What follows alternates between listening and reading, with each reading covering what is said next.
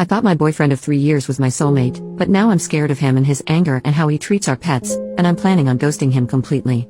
I, 24F, will try to keep this as short as possible because I feel a lot of what's going through my brain is nonsense rambling. But my boyfriend, 23M, and I met at work nearly 4 years ago. We hit it off right away and formed a really close friendship. We didn't get together until a year later after we went through our own respective breakups. I was so happy after we got together. I felt like I had met my soulmate. He was almost everything I wanted in a man. I started to rethink that in the last month or so. For some context, my boyfriend had kept in contact with his ex even after I made it clear I was uncomfortable with it. After a while I stopped bringing it up because I knew what the answer would be. After a conversation with my sister, I brought it up one more time about 2 months ago. He told me that he had already blocked her. I had never felt more happy and felt a positive shift in our relationship. Too bad it was a lie. About a month or so ago I came home with this gut feeling that something was off with him. So for the first time in my life I looked through a partner's phone.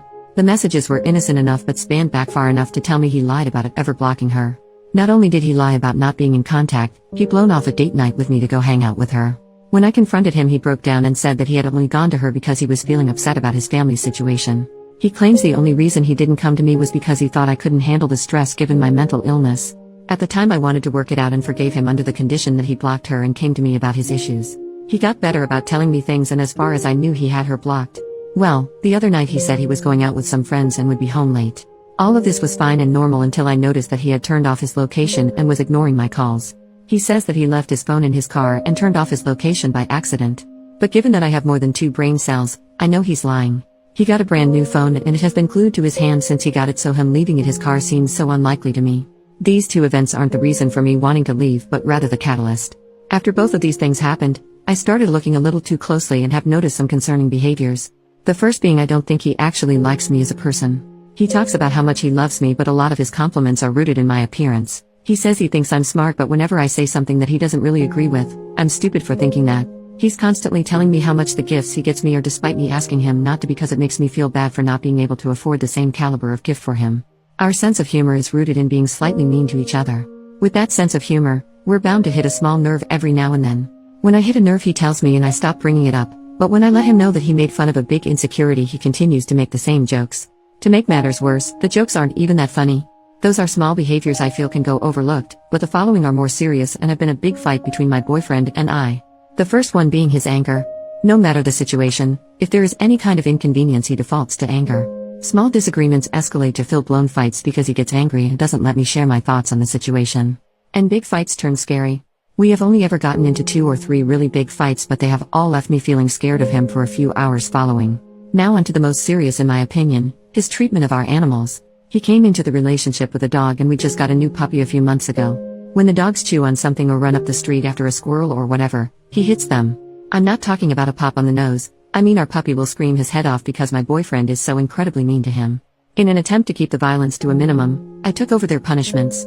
It's worked for the most part, but there are moments where he gets to them first and I always feel so guilty. I also brought a cat into this relationship, and even though he hasn't laid a finger on the cat, he makes way too many jokes about hurting him. I know I want to leave, but I'm torn between talking to my boyfriend about it or just packing up and leaving one day while he's at work. Any advice? Super teeny tiny update that doesn't require a brand new post quite yet. I'm speaking with my supervisor tomorrow to see if I can get a realistic timeline of when I can leave. I know I can technically leave whenever, but I really love my job and want to make sure that the person taking over my position is completely set. After that has been settled, I just need to wait until move-out day. I also wanted to clear up some of the comments saying that I am controlling for having his location. We have had each other's location for almost as long as we have been living together. It's always been for safety purposes. I don't sit on my phone all night watching where his pin is moving across the map. When either of us go out, we send each other like some kind of text to let the other know that they're okay. I sent a few texts while I was stuck in traffic and just kind of complaining to him, and then a few hours later I sent him a text just checking in and looking for that like quick thumbs up to let me know that he was alive. I didn't get any response. I got worried because that is not a common behavior for him, so I looked at his location to make sure that he wasn't in a ditch somewhere. Keeping with the same theme of me being controlling. I didn't like that he was talking to his ex and had asked him to block her a few times. I would not give a damn if they were friends if either of them were being respectful to our relationship. Before I resorted to blocking, I had asked him to set up some ground rules and boundaries with her about what their friendship would look like given their past. He did not do this, and she was openly flirting with him and doing things to get him to notice her. She also likes to call back to back to back, like close to 15 calls within 2 minutes, when she knows we're together. So given that neither one of them respected our relationship when they started their friendship, I feel completely justified asking him to block her. If you think that makes me controlling or some heinous monster, I just don't care. Additional information from OP on how she reacts to her boyfriend's behaviors towards animals. OP, hi, love the enthusiasm, but as this is my reality, I'm not asking whether or not you like the choices I've made. I don't care if you like that I went through his phone. I did and found a truth he would have otherwise kept from me. As for staying with him when I knew what he did with that animals. 1. I wasn't really aware of it until we got the puppy. When we moved in together, his dog was fully trained and didn't really behave in a way that he thought was worthy of a beating. So my boyfriend really only started showing his true colors during the process of training our puppy. 2. After a certain point, relationships aren't about leaving when you're unhappy or you see a red flag. I live with this man, I am under a contract for my job, and my job does not pay me enough to live on my own, especially with pets. Leaving him means that I am blowing through all of the savings that I have collected to find a new place to live, breaking my contract, and completely uprooting my life. It's something that I am in the process of doing, but it is still a very hard decision that I'm making. I came on here to get some advice about how to leave the situation, not to be told that I make bad choices or that I'm not leaving him fast enough. Update. It's been a few weeks since my initial post. This update is not very interesting, but a lot of people wanted to know.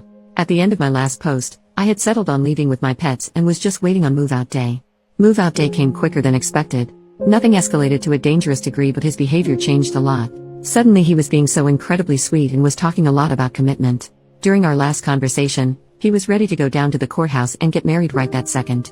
I'm not sure if this is what love bombing is or if it was just him being desperate because he sensed I was pulling away. After that conversation, I knew if I stayed, nothing good would come out of it. So, I called my family to come help me move out after he left for work. I was able to get out safely with my cat and puppy. I wound up sending a message kind of explaining why I left and asking him to never contact me again before blocking him on everything. So far, he's only tried to call me from a different number once. If he continues to reach out, I plan to talk to local law enforcement to see if a restraining order is possible.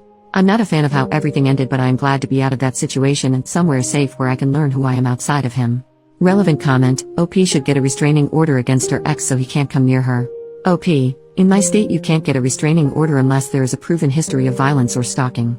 So a restraining order won't be likely unless he finds me. Yes, we live together and I feel like it would be different if I was still in the area where we lived. However, I wound up moving to the other side of our state. So in order for him to come find me in person, he would have to drive hours.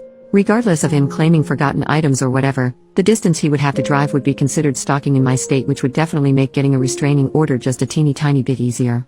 I'm not under any impression that it's super duper easy to get a restraining order, but if he were to try and come in person, that would at least be worthy of a temporary protection order in my state. Which that would only protect me for about 6 months to a year, but definitely better than nothing if it comes to it. Commenter number 2, were you able to take the puppy given to your ex? OP, I took the puppy and the cat. I couldn't take his dog because of legal stuff, but I did leave a message with animal welfare. However, I'm not sure if he got a call or a visit or whatever. I wish I knew more.